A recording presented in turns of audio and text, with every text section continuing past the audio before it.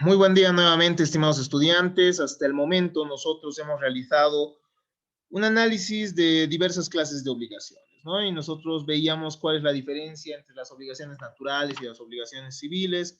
Veíamos cómo las obligaciones civiles confieren acción, mientras que las obligaciones naturales no confieren esa acción para poder exigirlas. Sin embargo, confieren aquella facultad de retener ciertos las obligaciones que se hubiesen cumplido, ¿no? Eso lo revisábamos según lo previsto por el artículo 964. Así también nos referíamos a las deudas de juego, que tienen cierta protección jurídica, como veíamos, ¿no? Ya no estamos ante obligaciones naturales que impliquen una no restitución necesariamente, ¿no? Una no repetición de la prestación que se ha cumplido.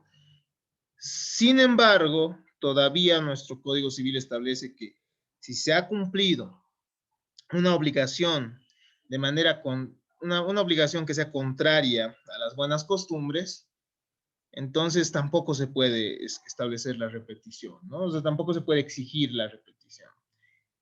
Supongo que dependerá también del tipo de deudas de juego de las que se trate para que pueda este artículo llegar a sus, o bueno, tener alcances respecto a estas deudas de juego, ¿no? Entonces es un artículo que vamos a analizar también cuando nosotros revisemos la figura del pago de lo indebido, ¿no? Que es una de las fuentes de las obligaciones. Hemos visto que las obligaciones pueden ser complejas, es decir, que las mismas pueden tener pluralidad de sujetos o pluralidad de objetos. Y cuando nosotros revisábamos esto, veíamos que de acuerdo a la pluralidad de objetos y la posibilidad de cumplir diferentes prestaciones por parte del deudor, estaríamos ante obligaciones alternativas y también ante obligaciones de carácter facultativo. Hemos revisado cuáles son las diferencias.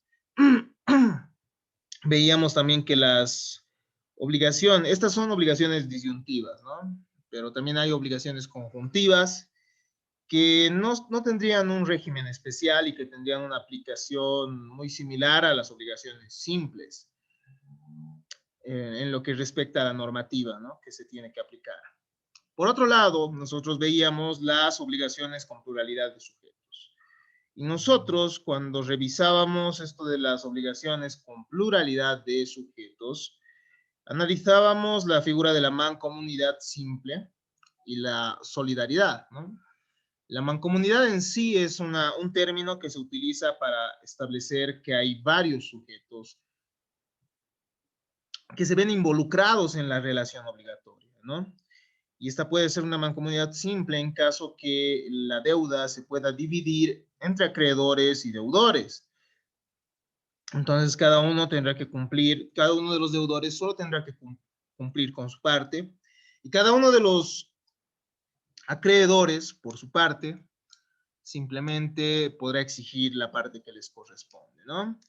Pero al lado de la mancomunidad simple está una mancomunidad solidaria, ¿no? Son varios sujetos, pero son sujetos que van a ver afectada la prestación que tienen que cumplir o la prestación que tienen que cobrar por el obrar de los coacreedores o de los codeudores, ¿no? De esta manera nosotros referíamos que la solidaridad puede ser de carácter activo o puede ser pasivo, o de carácter pasivo, es decir, solidaridad activa o solidaridad pasiva, ¿no? La solidaridad activa, cuando estamos ante un grupo de acreedores solidarios que pueden exigir el cumplimiento de la obligación íntegramente. Y la solidaridad pasiva, cuando estamos ante un grupo de deudores, codeudores solidarios, quienes podrán cumplir la obligación de manera íntegra. No podrán, ¿no? Quienes deberán cumplir de manera íntegra la obligación. Es decir, que a cada uno de ellos se les puede exigir el cumplimiento total de la obligación. Esto entonces lo habíamos podido revisar, hemos visto cuáles son las reglas de la solidaridad Y nosotros tenemos en las imágenes respecto a la solidaridad a los tres mosqueteros, porque decíamos que esto termina afectando, ¿no? Todos para uno, uno para todos. Esto termina afectando a todos los acreedores y a todos los deudores. Veíamos, por ejemplo, que si uno de los deudores incurre en culpa para el incumplimiento, esto afectará a todos los deudores. Es como si todos los deudores fueran culpables. Veíamos, por ejemplo, en el caso de los acreedores, que si uno de los acreedores perdona la deuda, esto afectará también a todos los acreedores, ¿verdad? Entonces, a eso nos referimos. El obrar de uno de los codeudores o de uno de los coacreedores solidarios termina afectando a la relación obligatoria que pudieran llegar a tener, bueno, que tienen, mejor dicho, los otros acreedores y los otros deudores, ¿no? Y finalizábamos manifestando las características de la solidaridad. Hay pluralidad de sujetos, activos o pasivos, hay unidad de objeto, pues se puede exigir el cumplimiento total de la obligación. Hay unidad de causa, que es decir, que la obligación solidaria va a derivar del mismo título o hecho justificante. Y hay pluralidad de vínculos. ¿Esto qué significa? Que puede existir diferentes modos de obligarse de cada uno de los deudores solidarios. Según cada deudor, entonces, uno podrá estar sometido a ciertas modalidades y otras modalidades diferentes, ¿no? Finalmente, la solidaridad tendrá que ser expresa, es decir, que debe estar establecida por ley o, por otro lado, tiene que establecerse, ¿no? No se puede presumir la solidaridad. No se puede, si es que estamos ante obligaciones que tienen a varios deudores y a varios acreedores, o a varios deudores o a varios eh, acreedores, nosotros suponemos que estamos ante una mancomunidad simple, es decir, que cada uno puede exigir su cuota parte o su parte y que cada uno puede o debe cumplir con su parte. Sin embargo, bueno, mejor dicho, esto llega a implicar entonces que no podemos decir que cuando estamos ante varios acreedores y varios deudores, estamos ante la figura de la solidaridad. Entonces es un aspecto sumamente importante. Entonces hasta acá nosotros habíamos podido revisar ciertos tipos de obligaciones que tienen efectos propios, como habíamos podido ver, ¿no? Sin embargo, tenemos que realizar la distinción de la solidaridad respecto a las obligaciones indivisibles, ¿no? Cuando uno revisa la solidaridad, parece ser que estuviéramos ante una obligación indivisible. Sin embargo, no es así. A ver, ¿qué son las obligaciones indivisibles? Analicemos un poco al respecto.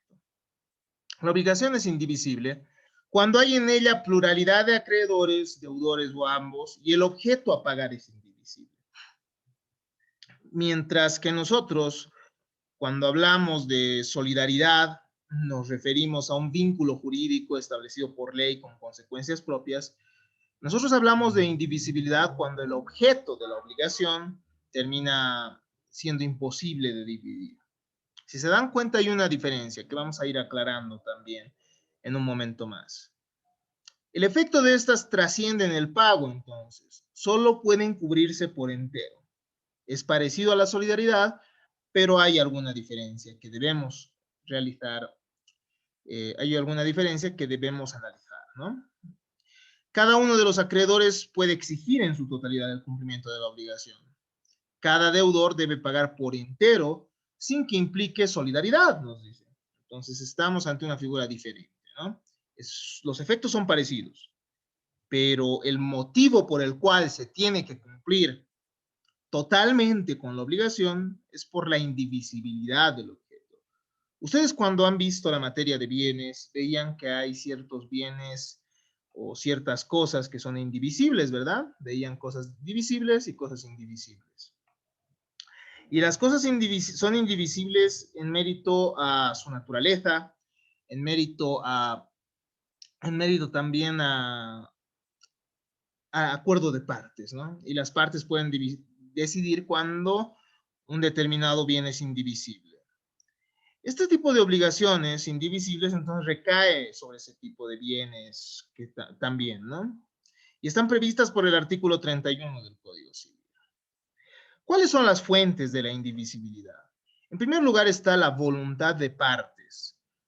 El acreedor y el deudor, o bueno, los acreedores y los deudores, porque estamos hablando de obligaciones complejas, pueden acordar que la obligación es indivisible. En segundo lugar, puede darse esta indivisibilidad por la naturaleza del objeto. El objeto se opone por naturaleza a su divisibilidad. Ejemplo, un semoviente. Si es que se tiene que entregar por varias personas una cabeza de ganado, imaginemos, ¿no? Una vaca o un toro, eh, lo lógico es que se tenga que entregar en su totalidad, ¿verdad? O sea, no es que uno de los deudores va a entregar la cabeza, el otro las piernas, etcétera. Entonces, es un aspecto a tomar en consideración, ¿no? La naturaleza misma del objeto puede determinar su indivisibilidad. Finalmente, otra de las fuentes de la indivisibilidad es la herencia. Puede suceder que el decujus transmita a sus herederos una deuda con objeto indivisible. Si se dan cuenta, eh, estamos ante una figura muy parecida a la solidaridad, como habíamos manifestado, ¿no? Sin embargo, si nosotros revisamos a los teóricos llambias entre ellos, ellos sí realizan esta distinción, ¿no? No es lo mismo la solidaridad que la indivisibilidad. La indivisibilidad voluntaria define la aptitud del objeto, ¿no? Establece, las partes pueden decidir que el objeto sea indivisible. Entonces ellas deciden mediante su autonomía de la voluntad que el objeto no se puede cumplir en partes. Pero es diferente a la solidaridad. En la solidaridad, en cambio, estamos ante la calificación de la estructura del vínculo generando la sujeción a este régimen peculiar. ¿Entienden? Cuando estamos ante la indivisibilidad son las partes las que deciden, ¿no? Esto no se puede cumplir de manera separada. En cambio, cuando hablamos de la solidaridad, las partes deciden someterse a un régimen legal específico, que habíamos dicho es una abstracción de las más grandes del derecho, ¿no? Porque cuando dos personas dicen, o bueno, cuando varias personas deciden que una obligación se va a cumplir por completo, no te están diciendo, si él es culpable, yo también voy a ser culpable, ¿no? En el caso de los deudores, por ejemplo. No, no, no. La indivisibilidad se refiere solo al objeto, pero la solidaridad ya implica otros efectos, ¿no? Y nosotros los hemos ido estudiando cuando revisábamos las reglas de la misma y veíamos que cómo afecta la solidaridad a la extinción de la obligación, cómo afecta la solidaridad en la relación que respecta o que se puede dar entre los codeudores y coacreedores, cómo afecta también respecto a la extinción y también a los daños que se puedan generar, ¿no ve? Entonces hay un régimen legal con ciertas reglas específicas que implica la solidaridad. Y cuando los codeudores y coacreedores deciden someterse a ella, estamos ante la solidaridad, ¿no? Ante reglas específicas que se dan por esa relación de todos para uno y uno para todos, ¿no? Pero cuando hablamos de indivisibilidad, simplemente las partes han dicho, no, no, no, este objeto se cumple por completo, ¿no? Sin necesidad de acudir a todas esas reglas de la solidaridad. Entonces estamos ante dos figuras muy parecidas. Veamos cuáles son las semejanzas con la solidaridad. En ambas hay pluralidad de deudores, acreedores o ambos. El objeto es unitario, ¿no? En la solidaridad efectivamente se tiene que cumplir a cabalidad por todos los deudores, a cualquiera de los deudores se les puede exigir la totalidad por parte de los acreedores. Y finalmente, cada acreedor puede exigir la totalidad del objeto a cada deudor, ¿no? Entonces, estamos ante figuras similares, muy parecidas. Pero ¿cuáles son las diferencias? En primer lugar, en lo que respecta a la indivisibilidad, La misma va a derivar de la naturaleza del objeto de la prestación, pero la solidaridad deriva de la forma en la que se constituye la obligación. El objeto es divisible, pero no se fracciona por el título. Entonces, la solidaridad no siempre va a tener un objeto indivisible, ¿no? Por su naturaleza. Otra de las diferencias entre la indivisibilidad y la solidaridad es que la indivisibilidad impide que se realicen pagos parciales, en tanto que la solidaridad sí lo permite, ¿no? Los deudores solidarios pueden obligarse a pagar parcialmente la obligación hasta cumplirla, ¿no? Pueden ser varios deudores solidarios, por ejemplo, de un monto de dinero que se va a ir pagando mensualmente. Pero el objeto es divisible, si se dan cuenta. Mientras que en la indivisibilidad no puede darse la posibilidad de pagos parciales. Esa es una diferencia sumamente importante. Entonces, como ejemplo, está pagarse parcialmente la constitución de una servidumbre de paso, sería absurdo, ¿no? Por otro lado, tenemos la indivisibilidad,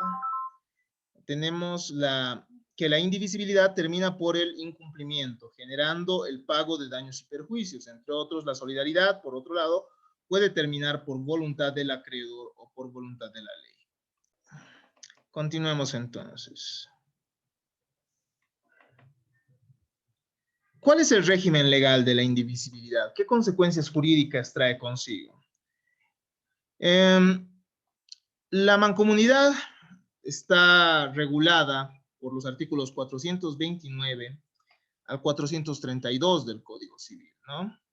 Y la mancomunidad puede tratarse de una prestación o puede tratar una prestación divisible tanto como una indivisible, ¿no? Y se desprenden de estas, al menos de la mancomunidad con prestación indivisible, las siguientes reglas. En primer lugar, la indivisibilidad subsiste para los herederos, ¿no? Esta es otra diferencia también con la solidaridad. Nosotros decíamos que la solidaridad no puede subsistir para los herederos, ¿no? Pero la indivisibilidad, dado que se refiere al objeto de la obligación, persiste para los herederos, del deudor o del acreedor. Si el heredero del acreedor reclama el cumplimiento, debe dar fianza o caución a los otros coherederos. Finalmente, la remisión de la deuda o el recibo de otra prestación en lugar de la debida que hace uno de los coacreedores no libera al deudor frente a los demás acreedores. Esa es otra regla diferente con respecto a la solidaridad, ¿no? Entonces, ¿a qué nos referimos? La solidaridad, como habíamos dicho, implica que si uno de los acreedores perdona la deuda o extingue la deuda por algún motivo, esto afecta al resto de los acreedores, porque se extingue la obligación, ¿no? Pero en la obligación indivisible no existe esto, no existe esa posibilidad. No libera entonces al deudor frente a los demás acreedores, quienes le pueden exigir el cumplimiento de la obligación indivisible, pero además tendrán que reembolsar el valor de la parte del acreedor que ha remitido, que ha perdonado la deuda. Las obligaciones pecuniarias. Además de encontrar ciertos tipos de obligaciones complejas, nosotros también podemos encontrar obligaciones pecuniarias, ¿no? Obligaciones que tienen por objeto el pago de montos de dinero. Y esto llega a ser tan trascendente que estamos ante obligaciones que tienen una propia regulación. Las obligaciones pecuniarias, ya lo he dicho hace un momento, son aquellas que desde su origen tienen por objeto la entrega de sumas de dinero. Están legisladas en el artículo 404 en adelante de nuestro Código Civil.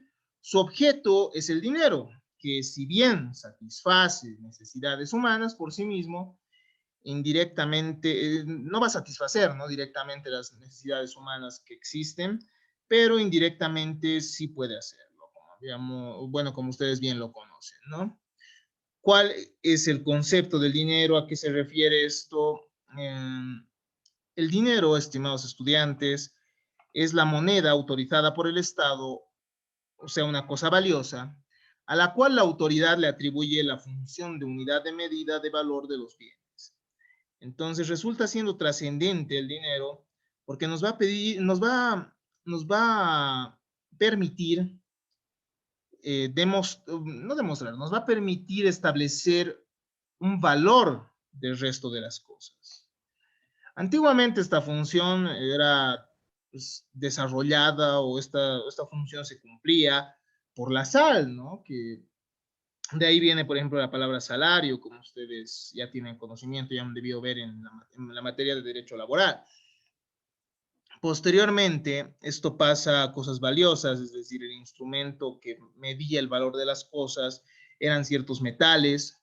Así la moneda metálica ha tenido circulación en su momento, que sí tenía el mismo valor, ¿no? que el que decía tener. Y pasa después a la moneda fiduciaria, que simplemente va a ser una moneda que tiene un valor simbólico. El día de hoy se emplea incluso papeles para representar el valor monetario. Entre las funciones del dinero, nosotros encontramos las siguientes. En primer lugar, es un instrumento de cambio que facilita las necesidades humanas, ¿no? Mediante este, nosotros podemos adquirir servicios, podemos adquirir ciertos bienes y mediante estos se satisfacen las más diversas necesidades que pudiera tener el ser humano. En segundo lugar, estamos ante una medida de valor. ¿Por qué? Porque es un denominador común de los demás bienes, ¿no? Los demás bienes tienen un valor que se les va a asignar en la cantidad del dinero. Finalmente, es un instrumento de pago. Es decir, mediante el dinero nosotros podemos liberarnos de las obligaciones que podríamos llegar a contraer. ¿Qué clases de moneda hay? En primer lugar tenemos varias, ¿no? La moneda metálica, por ejemplo, acuñada en metales nobles que constituye un valor equivalente al que se les atribuye. La moneda fiduciaria, que es representativa de un valor y tiene un valor simbólico. Es decir, ya no se usa ese metal que tiene el mismo valor que dice la moneda tener. Tenemos la moneda papel, que es diferente del papel moneda, ¿no? La moneda papel está constituida por documentos mercantiles emitidos por el Estado y que garantizan el pago de su equivalencia con moneda metálica, ¿no? Mientras que el papel moneda, que es el que nosotros conocemos, se refiere al billete, que si bien carece de garantías en metálico, se va a asentar en aquella confianza que tenemos nosotros con el Estado, ¿no? El Estado es el que va a ir determinando los valores de esos billetes, que no necesariamente, o sea, que no tienen el valor que dicen tener, ¿no? Entonces nos basamos en una relación de confianza ahí. Tenemos la moneda plástica, que se refiere a tarjetas de débito, tarjetas de crédito. Tenemos las UFBs, que son una forma de preservar los ahorros, que permiten actualizar ciertos valores.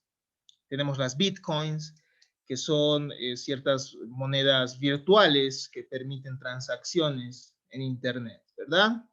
Entonces, de a poco, esto de la moneda y de sus formas de representación va cambiando, va evolucionando y va diferenciándose en cuanto a a las formas en las cuales se va a formar parte de las transacciones, ¿no? De las transacciones que realizan las personas. ¿Cuáles son los caracteres del dinero? En primer lugar, es una cosa. Eso que ya ustedes han estudiado en bienes. ¿Es fungible? Claro que sí, porque puede ser sustituida por otra del mismo género y en la misma cantidad, ¿verdad? Es consumible, no es un consumo material el que se dé del dinero, pero sí es un consumo jurídico, ¿no? El momento en que nosotros pagamos a alguien, nosotros ya no tenemos esa facultad de disponer de ese dinero, entonces lo consumimos jurídicamente, pero no es que el dinero desaparezca, ¿verdad? O sea, no es que ese billete ya perezca materialmente. Es divisible, evidentemente, puede dividirse. Y un aspecto importante, ¿no? Es de curso legal. ¿Por qué? Porque la ley establece su valor y su circulación en determinadas sociedades, y es de curso forzoso, ¿no? ¿Por qué? Porque la ley obliga a que nosotros celebremos nuestras transacciones, nuestros negocios jurídicos con el dinero, ¿no? El dinero va a ser entonces el referente para establecer el valor de las cosas. Y el dinero genera dinero, estimados estudiantes. De esta manera, el interés es una de las regulaciones inherentes a este tipo de obligaciones pecuniarias. El interés es un fruto civil, ¿no? Es un fruto civil. Cuando ustedes revisaban la materia de bienes, ustedes han visto que hay diferentes tipos de frutos. El fruto termina siendo un accesorio de un bien principal. Son los beneficios, los réditos que pueden surgir en mérito a un bien principal. Los frutos pueden ser de diferentes tipos: frutos naturales, que van a emanar de la naturaleza misma de la cosa, como las crías de los animales, como las frutas de los árboles, ¿verdad? Pueden ser entonces naturales. Pueden ser también industriales, es decir, aquellos frutos que surgen por la mano del hombre. El hombre interviene ante ciertas cosas y permite que surjan ciertos frutos y ciertos réditos, ¿no? Finalmente, tenemos los frutos civiles, aquellos que en mérito a ciertas relaciones jurídicas pueden implicar réditos y beneficios. Dentro de estos, nosotros conocemos, por ejemplo, los cánones de alquiler, que son ciertos frutos que surgen de las cosas, y también están los intereses. Entonces, el interés es ante todo un fruto civil, que consiste en el aumento paulatino que experimentan las sumas de dinero. Unas veces este aumento se da por el tiempo transcurrido, ¿no? Si alguien se beneficia de nuestro dinero o del dinero de alguna otra persona por cierto tiempo, lo lógico es que también tenga que pagar el valor por el beneficio que esta persona tiene. Otras veces se da el interés por el daño causado en el tiempo del cumplimiento de la obligación pecuniaria, ¿no? Entonces, Francesco Messineo nos dice que el interés o los intereses son frutos civiles y consisten en una cantidad de dinero que se debe a título de compensación o contraprestación por el goce de una suma de dinero ajeno a la que se tiene derecho. Nuestro Código Civil, en su artículo 410, establece que el interés no solo es el acordado con ese nombre, sino también todo recargo, porcentaje, forma de rédito, comisión o excedente sobre la cantidad principal, y en general todo provecho o utilidad o ganancia que se estipule a favor del acreedor sobre dicha cantidad. Vamos a ver entonces que hay diferentes tipos de intereses y vamos a ver cómo nuestro legislador reconoce una clasificación que es la de los intereses legales y los intereses convencionales. Pero antes de entrar a eso, veamos cuáles son los caracteres de los intereses. El interés, en primer lugar, es obligatorio, ¿no? En segundo lugar, solo el capital produce intereses. El interés no puede producir otro interés. Y nosotros lo vemos esto en la figura de la prohibición de anatocismo, ¿no? El anatocismo es la capitalización de montos de intereses, y eso está prohibido. En tercer lugar, la proporcionalidad respecto al capital es menor, ¿no? No puede haber un interés que sea del 100% del capital, siempre va a ser menor. En cuarto lugar, estamos ante la periodicidad, ¿no? Es decir, que los intereses se van a satisfacer en relación al tiempo. Y finalmente, son accesorios en su origen. Los intereses surgen de un bien capital, que es el bien principal, y es en mérito a este que se van desarrollando y se van estableciendo, ¿no? Los intereses, según el origen de su institución, pueden ser legales, que emanan de la ley, o convencionales, por la autonomía de la voluntad.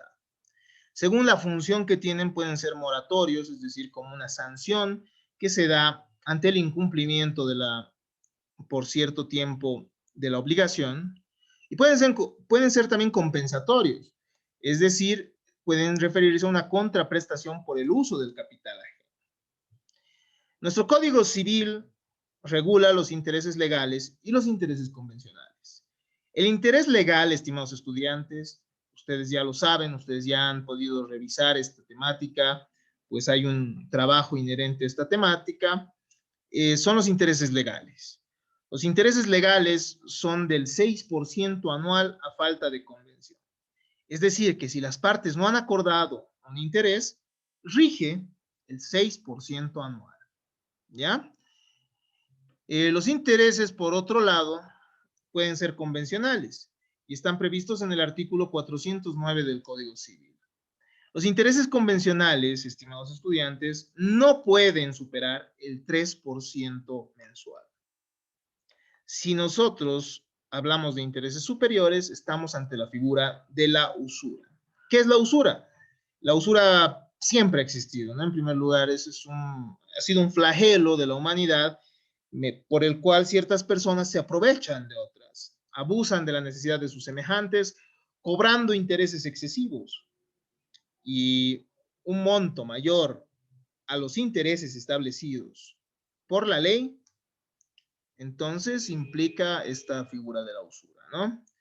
Son usurarios los intereses que por su elevado monto en relación al capital van a ofender a la moral y las buenas costumbres.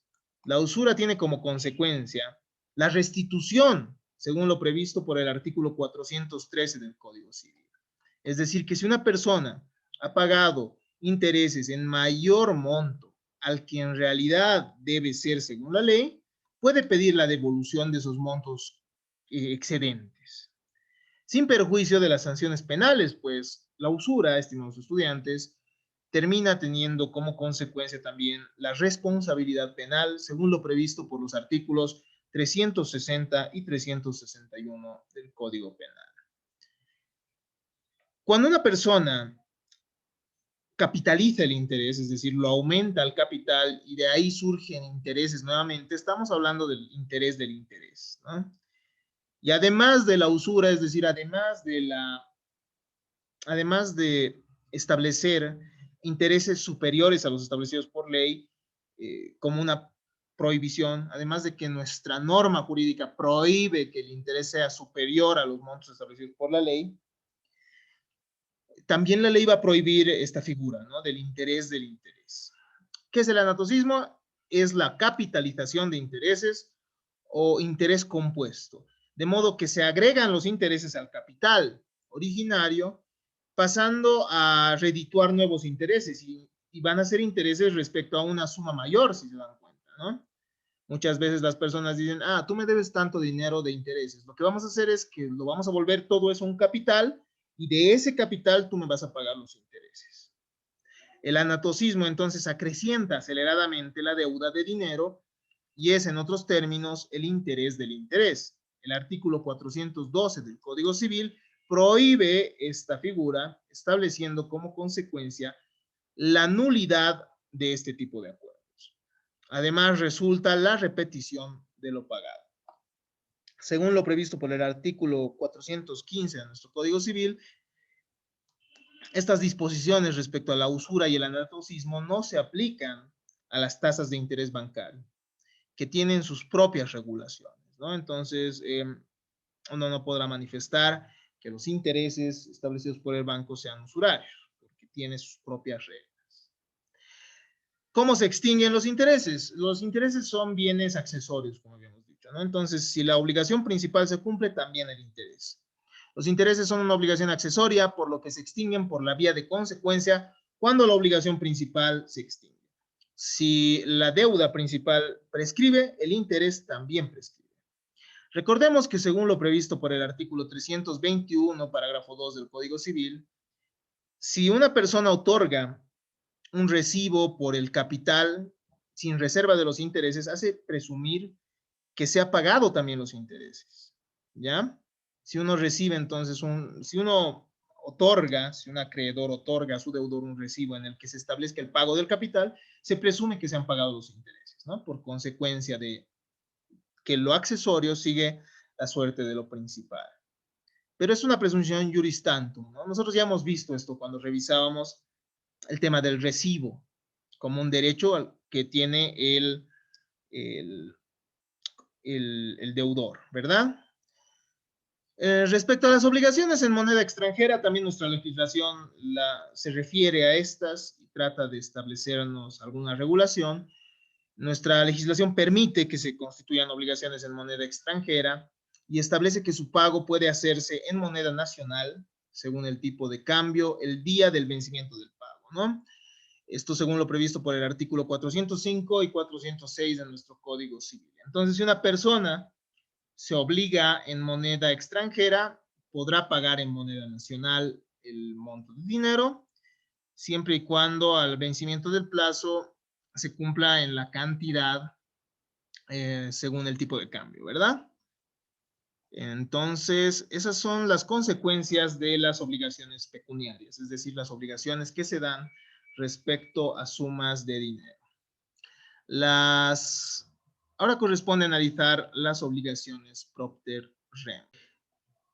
Las obligaciones propter rem, estimados estudiantes, implican una hipótesis de indeterminación del sujeto, sea activo o sea pasivo. Son obligaciones que incumben al propietario o poseedor de una cosa en cuanto a tal, y en consecuencia basta la cesación de la calidad de propietario o poseedor para quedar liberado del débito. Entonces, ¿a qué nos referimos con esto? Que uno muchas veces va a obligarse a ciertas conductas o va a verse obligado a ciertas conductas en relación a un bien. Así, por ejemplo, ustedes en derechos reales han visto ciertas obligaciones que debe cumplir el propietario, ciertas obligaciones que debe cumplir el usufructuario, y así otras que surgen en mérito al bien, y no así necesariamente respecto a otra persona. Por eso es que se ha denominado a estas unas obligaciones ambulatorias, ¿no? Porque si el bien cambia de propietario, es el nuevo propietario el que está obligado a las reparaciones. Es el nuevo propietario el que tiene que pagar expensas. Supongamos, Fátima Estrada vende un departamento, ella ya no va a tener por qué pagar las expensas del mismo, ¿no? Eso que ustedes han visto en la propiedad horizontal. Será el nuevo propietario el que tenga que cumplir. Por eso son ambulatorias. Y este nuevo propietario puede venderlo a una tercera persona. Y esta persona va a ser la que tenga que cumplir con ellos. En rigor, entonces, no hay indeterminación del sujeto, sino ausencia de su individualización. No es claro, es decir, no va a ser una persona determinada. Puede ir cambiando esto. Es por eso que la obligación viaja o ambula, pasa al sucesor universal o al particular, es un accesorio del objeto adquirido. Puede suceder que el dueño de un determinado bien fallezca, dejando a sus herederos, y sus herederos, en mérito a la relación con la cosa, pasan a ser también, pasan a obligarse, ¿no? Respecto a estas obligaciones propter rem. Y por eso es que estamos también ante obligaciones ambulatorias, ¿no? Descansan entonces estas obligaciones sobre una relación de señorío. Algunos discuten su calidad de obligación porque dicen un rato, o sea, uno no puede obligarse en virtud de una cosa. Las obligaciones surgen respecto a otra persona, ¿no? Y no respecto a una cosa. Entonces se discute la existencia de este tipo de obligaciones, ¿no? Si fueran obligaciones, se discute si es que estas son obligaciones. ¿Cuáles son las características de este tipo de obligaciones propter rem? Entre sus características encontramos las siguientes. En primer lugar, afectan al titular de la relación de señorío sobre una cosa. Si la cosa se transmite, la obligación sigue a la cosa y grava al nuevo propietario, ¿no? Es decir, quien tenga el derecho sobre la cosa es el que tiene que cumplir con este tipo de obligaciones. Solo afectan al titular.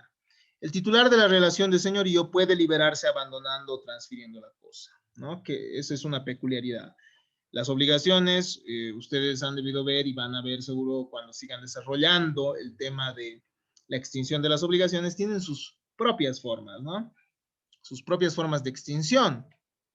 Por ejemplo, la prescripción, la novación, la confusión, el pago y, bueno, las obligaciones propter rem tienen esa peculiaridad, ¿no? De que la persona puede extinguir la obligación, puede dejar de verse obligada si es que abandona la cosa. Dentro de los ejemplos que podríamos citar respecto a las obligaciones propter rem, podemos mencionar la obligación del propietario respecto a las distancias.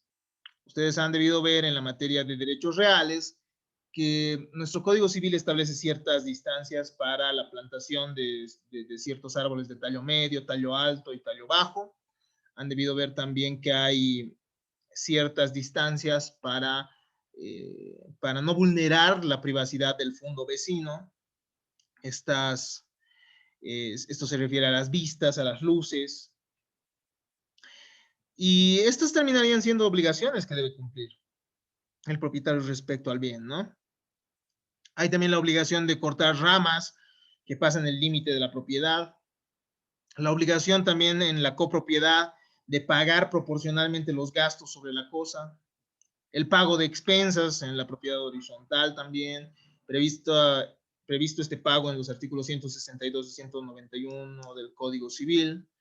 Las obligaciones que surgen del usufructo, realizar ciertos inventarios, o lo que respecta a los frutos, desde qué momento y hasta qué momento uno percibe, el usufructuario recibe los frutos. La obligación de pagar los gastos de la medianería, que es una forma de copropiedad forzosa, como ustedes han debido ver. Entonces hay ciertas obligaciones que surgen de las cosas y que van a vincular únicamente al titular. Esas son las obligaciones propter rem. Esas son las obligaciones que se dan en razón de las cosas. Espero que se haya comprendido entonces que la complejidad de esta temática, ¿no? Hay ciertas obligaciones que son diferentes o bueno, tienen algún distintivo respecto a la obligación pura y simple, ¿no? Y tienen efectos jurídicos propios. Así, nosotros hemos podido revisar las obligaciones naturales, civiles, las obligaciones complejas, las obligaciones con objeto divisible, la mancomunidad simple con objeto divisible y la mancomunidad con obligación indivisible. Hemos podido ver también la figura de la mancomunidad simple y la solidaridad. Y hemos visto que cada una de estas relaciones obligacionales tienen sus propios efectos, ¿no? De igual manera, las obligaciones pecuniarias y estas obligaciones que acabamos de ver, que son las obligaciones propter rem. Y las obligaciones también llamadas ambulatorias, ¿no? Entonces, es importante conocer el régimen legal que va a regular este tipo de relaciones jurídicas. Hasta acá entonces el avance de nuestra clase de hoy. Si es que tienen alguna pregunta, consultas, algún comentario, los mismos siempre son bienvenidos. Muchas gracias a todos ustedes.